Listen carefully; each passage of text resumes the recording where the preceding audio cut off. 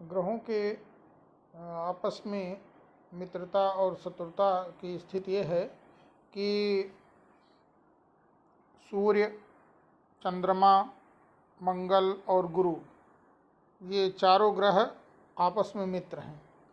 और शुक्र, शनि, राहु, केतु, ये 4 ग्रह आपस में मित्र हैं। तो ये ग्रहों के 2 प्रकार के, एक तरह से यूथ कह लीजिए, यूथ हैं।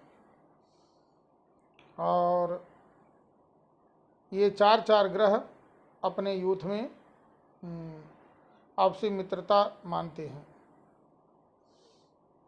और एक दूसरे के संबंध में इनका अच्छा प्रभाव रहता है।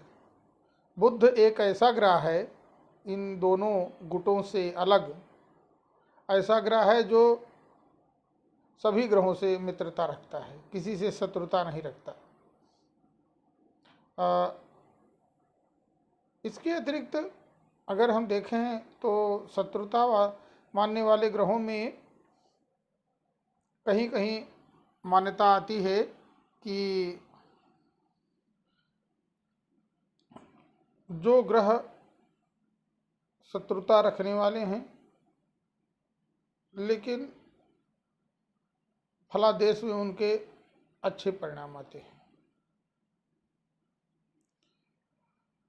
भृगु संहिता ये कहती है कि ग्रहों के दृष्टि को ध्यान में रख करके ही फलादेश किया जाता है। उसका भाव, उसको पर देखने वाले ग्रह का स्वरूप कैसा है, स्त्री, पुरुष, बालक सभी पर यह नियम लागू होता है। पुरुष के कुंडली में जो 7वें स्थान का जो भाग है वो स्त्री के लिए होता है, उसकी पत्नी के लिए होता है। और स्त्री की कुंडली में जो 7वां भाव होता है वो उसके पति के लिए होता है। और जब विचार किया जाए तो इस तरह से उसका विचार करना चाहिए। पति सुख मिलेगा कि नहीं मिलेगा, कहीं वैधव्य योग तो नहीं है।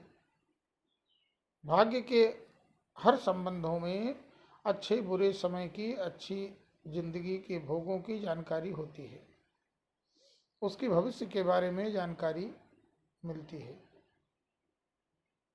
स्त्री पुरुषों का भाग्य दोनों मिल करके चलता है। इसके अतिरिक्त अगर देखें तो परिवार में जो बच्चे पैदा होते हैं उनकी कुंडली में माता पिता से संबंधित जैसे अच्छे बुरे ग्रह बैठे होते हैं उसका फल उनके माता पिता को मिलता है। अच्छे होंगे तो अच्छा फल मिलेगा, बुरे होंगे तो बुरा फल मिलेगा।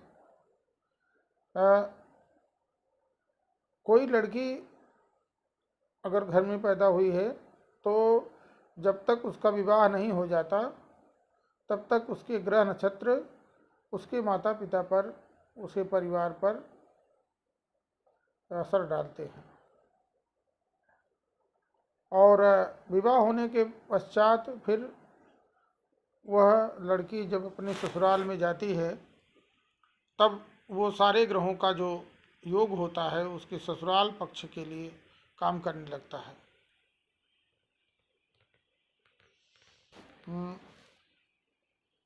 पुरुष की कुंडली में ग्रहों का असर, दूसरे स्त्री के ग्रहों का असर, तीसरे पुत्रों के ग्रहों का असर, चौथे पुत्रों या पुत्री के ग्रहों का असर सामूहिक रूप से उसके पति, घर के जो मुखिया है, जो पिता है, उसके ऊपर लागू होता है। अब देखते हैं कि सूर्य का क्या प्रभाव है।